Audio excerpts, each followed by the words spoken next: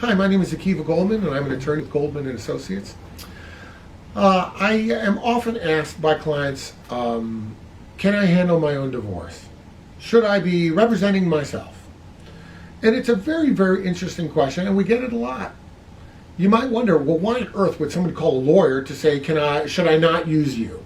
Well, people wonder about that because people have heard that our laws allow self-representation. So then the question comes, should somebody do it?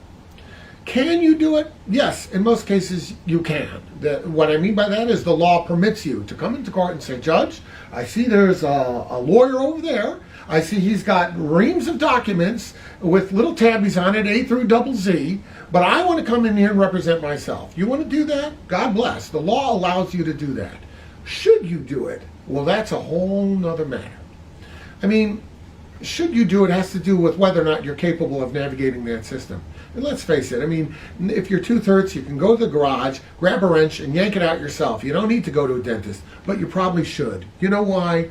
Frankly, he knows what he's doing and you don't. You don't have the education, you don't have the knowledge, you don't have the experience, you don't have the technique, and you're going to make yourself a terrible situation by yanking out that tooth. It's the same with the practice of law.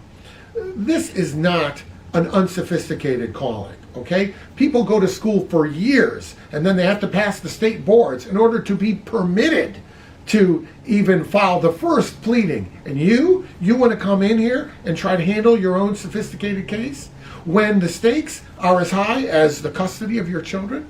I mean, my God, what could be a higher stakes game than trifling with who's going to get custody of your kids, particularly if you think the other person's a bad custodian? You want to take that chance and do it yourself? Don't. You're not able. You don't have the know-how. You don't have the sophistication. You have no clue what you're doing or what you're getting involved in.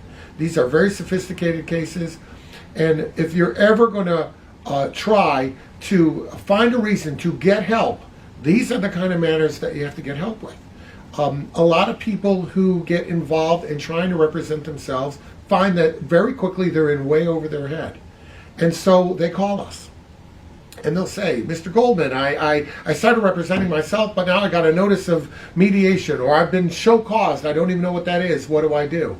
Well, I'll tell you what you do. You do what you've done. You pick up the phone and you call a qualified lawyer. You get somebody who has expertise, because the people who do this for a living know how to do it.